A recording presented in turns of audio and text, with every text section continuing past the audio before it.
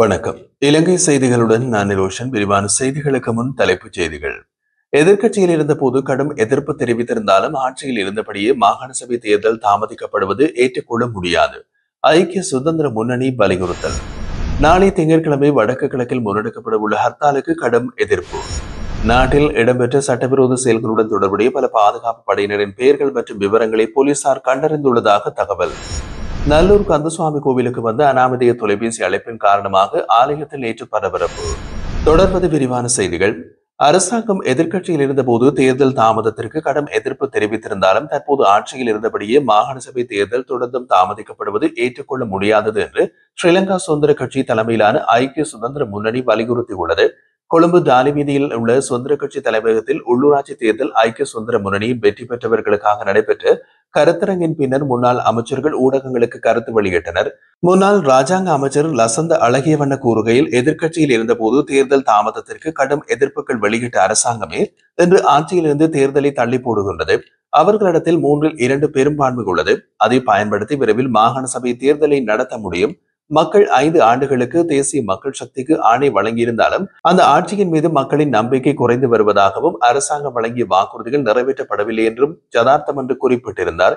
முன்னாள் அமைச்சர் அனுர பிரியதர்ஷன ஜாபா தெரிவிக்கையில், மாகாண சபை தேர்தல் நாட்டுக்கு அத்தியாவசியமானது.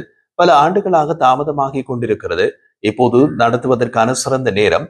இதன் மூலம் மக்கள் எதிர்க்கட்சிகள் மீது வைத்துள்ள நம்பிக்கையையும் அரசாங்கத்தின் மீது கொண்டுள்ள அதிருப்தியையும் வெளிப்படும். கோட்டாபய ராஜபக்ச 3/2 பெரும்பான்மையோடு ஆட்சி அமைத்திருந்தாலும் பொருளாதார ஸ்திரத்தன்மையின் காரணமாக அவரது ஆட்சி வீழ்ச்சி அடைந்தது என்று சுட்டிக்காட்டினார்.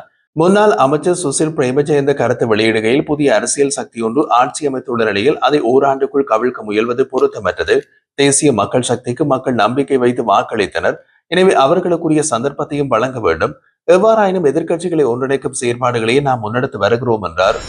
முல்லைத்தீவில் ராணுவத்தால் இளைஞர் ஒருவர் உயிரிழந்த சம்பவத்தை கண்டித்தும் அளவுக்கு அதிகமான ராணுவ பிரசன்னம் மற்றும் அடக்குமுறைகளுக்கு எதிர்ப்பு தெரிவிக்கும் வகையில் நாளைய தினம் திங்கட்கிழமை வடக்கு கிழக்கில் ஹர்த்தால் முன்னெடுக்கப்பட உள்ளது. இந்த ஹர்த்தாலுக்கு முழுமையான ஒத்துழைப்பை வழங்குமாறு யாழ்ப்பாண மாநகர மேயர் திருமதி மதிவதனி விவேகானந்த ராஜா பொதுமக்களை கேட்டுக் கொண்டார். ஊடகங்களிடம் அவர் மேலும் தெரிவித்த போது, வடக்கு கிழக்கில் அளவுக்கு அதிகமான ராணுவ பிரசன்னம் நிலவுகின்றது. இதற்கு எதிராக நாளைய தினம் பூரண ஹர்த்தால் நடத்துவதற்கு அழைப்பு விடுக்கப்பட்டுள்ளது. தமிழர் பிரதேசங்களில் ராணுவ அடக்குமுறைகள் முற்றாக நிறுத்தப்பட வேண்டும். தமிழர் நிலங்களில் இருந்து ராணுவம் வெளியேற வேண்டும். முல்லைத்தீவில் சமீபத்தில் இளைஞர் ஒருவர் ராணுவத்தால் உயிரிழந்த சம்பவம் உள்ளிட்ட காரணங்களுக்காக இந்த ஹர்த்தால் முன்னெடுக்கப்படுகின்றது. எனவே அனைவரும் பூரண ஒத்துழைப்பை வழங்க வேண்டும் என்று அவர் வலியுறுத்தியிருந்தார். இதேவேளை ஹர்த்தாலுக்கு ஆதரவை கோரும் வகையில் நேற்றைய தினம் யாழ்ப்பாணம் வர்த்தக சங்கத்தினரும் யாழ் மாநகர சபை முதல்வருக்கும் இடையிலான சந்திப்பு ஒன்று நடைபெற்றது. இதன்போது ஹர்த்தாலுக்கு வர்த்தகர்கள் கடுமையான எதிர்ப்பை வெளியிட்டிருந்தனர். அத்தோடு யாழ் மாநகர முதல்வர் மதிவதனி விவேகானந்த ராஜாவின் கருத்துக்களும் வர்த்தகர் கடுமையான எதிர்ப்பை வெளியிட்டார்கள். நாளை 18ஆம் தேதி நடைபெற உள்ளதாக அறிவிக்கப்பட்ட கதவடைப்புக்கு வவுனியா வர்த்தக சங்கம் எந்தவித ஆதரவும் வழங்கப் போவதில்லை என்று சங்க தலைவர் கிருஷ்ணமூர்த்தி தெரிவித்திருந்தார். வவுனியா வர்த்தக சங்கத்தின் நிர்வாக கூட்டத்தில் எடுக்கப்பட்ட தீர்மானத்தின் அடிப்படையில் கடைகள் வளமையாக போன்று திறக்கப்படும் என்றும் அந்த முடிவில் எந்தவிதமான மாற்றமும் ஏற்படாது என்றும் அவர் வலியுறுத்தினார். சிலர் சங்கம் மீண்டும் ஆலோசித்து தீர்மானத்தை மாற்றக்கூடும் என்று கருத்து தெரிவித்திருந்த நிலையில் அந்த விளக்கம் அளித்த அவர், வர்த்தக சங்க நிர்வாக சபை கூடி ஆலோசித்து முடிவெடுத்துள்ளது. கதவடைப்புக்கு எங்கள் முழுமையான ஆதரவு இல்லை. இதை முழுமையான வர்த்தகர்களின் கருத்துக்களை கொண்டு முடிவெடுக்கப்பட்டதாகும். எனவே எவர் எவ்வாறான கருத்துக்களை தெரிவித்திருந்தாலும் எங்கள் நிலைப்பாட்டில் மாற்றம் இருக்காது என்று தெரிவித்திருந்தார். நாட்டில் இடம்பெற்ற துப்பாக்கி சூடு கொலைகள் மற்றும் போதைப்பொருள் வலையமைப்புகளுடன் தொடர்புடைய பல பாதுகாப்பு படையினரின் பெயர்கள் மற்றும் விவரங்களை போலீசார் கண்டறிந்துள்ளதாக சிரேஷ்ட போலீஸ் தொடர்பாளர் தெரிவித்துள்ளார். இது தொடர்பில் புலனாய்வு அமைப்புகள் மற்றும் முப்படைகள் தனித்தனியாக உள்ள விசாரணைகளை ஆரம்பித்துள்ளன. இராணுவத்தில் இருந்து தப்பியோடிய சிலர் இந்த குற்றச்செயல்களில் நேரடியாக ஈடுபட்டிருப்பதும் தெரிய வந்துள்ளது. கட்டளைக்கு ஏற்ப துப்பாக்கிச்சூடு நடத்துதல், பாதாள உலகத்திற்கு துப்பாக்கிகளை வழங்குதல், போதைப்பொருள் கடத்தல் போன்ற குற்றங்களில் சில பாதுகாப்பு படையினர் தொடர்புடையவர். இந்த நிலையில் விசாரணைகள் முடிந்ததும் அவர்கள் கைது செய்யப்படுவார்கள் என்றும் போலீஸ் செய்தி தொடர்பாளர் குறிப்பிட்டார். கட்டளைக்கு ஏற்ப துப்பாக்கிச்சூடு நடத்துதல், பாதாள உலகத்திற்கு துப்பாக்கிகள் வழங்குதல், போதைப்பொருள் கடத்தல் போன்ற குற்றங்களில் சில பாதுகாப்பு படையினர் ஈடுபட்டுள்ளனர்.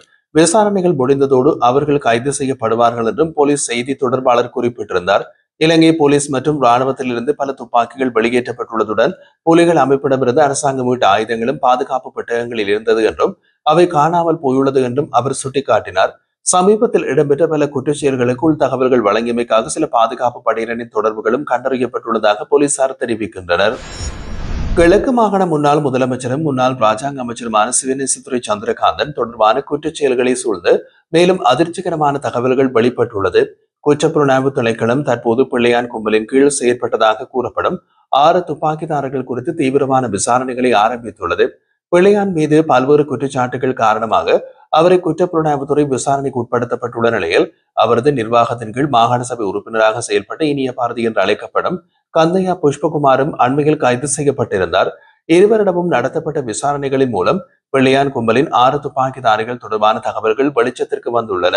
குறித்த நபர்கள் துப்பாக்கிகளை கையாளுதல் சிறப்பான பயிற்சிகளை பெற்றதோடு 2007 முதல் 2009 வரையிலான காலப்பகுதியில் கிழக்கு மாகாணத்தில் இடம்பெற்ற பல குற்ற செயல்களோடு தொடர்புடையவர்கள் என்றும் தெரிய வருகிறது. சிஐடி தற்போது அவர்களை அடையாளம் காணும் நடவடிக்கைகளை தீவிரமாக மேற்கொண்டு வருவதோடு வெகு விரைவில் அவர்கள் கைது செய்யப்படுவார்கள் என்றும் எதிர்பார்க்கப்படுகிறது.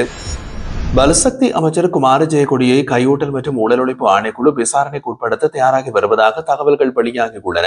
2015ஆம் ஆண்டு உரக்கூட்டு தாபனத்தின் குமார ஜெயக்கொடி பணியாற்றிய போது நிதியை முறைகேடாக பயன்படுத்தியதாக முறைப்பாடுகள் கிடைக்கப்பெற்றுள்ளமைக்கு அமைய இந்த விசாரணைகள் ஆரம்பிக்க கையூட்டல் மற்றும் ஊழல் ஒழிப்பு ஆணைக்குழு தீர்மானம் எடுத்துள்ளது. 8 மில்லியன் ரூபாவை முறைகேடாக பயன்படுத்தியதாக அமைச்சர் உட்பட மேலும் 2 மீது நீதிமன்றத்தில் வழக்கு தொடரப்பட்டுள்ளதாகவும் தெரிவிக்கப்படுகின்றது. தற்போதைய அரசாங்கத்தில் ஊழல் குற்றச்சாட்டுகளை எதிர்கொள்ளும் முதல் அமைச்சர் குமார ஜெயக்கொடி எனவும் தெரிவிக்கப்படுகிறது. நல்லூர் கந்தசுவாமி கோவிலில் வெடிகுண்டு வைக்கப்பட்டுள்ளதாக வந்த அனாமதேய தொலைபேசி அழைப்பின் காரணமாக ஆலயத்தில் நேற்று பாதுகாப்பு பலப்படுத்தப்பட்டது. அழைப்பினை தொடர்ந்து விசேட அதிரடிப்படையினர், போலீஸ் மற்றும் மோப்பநாய்கள் குவிக்கப்பட்டு ஆலய வளாகம் மற்றும் சுற்றுப்புறங்களில் தீவிர சோதனைகள் மேற்கொள்ளப்பட்டன.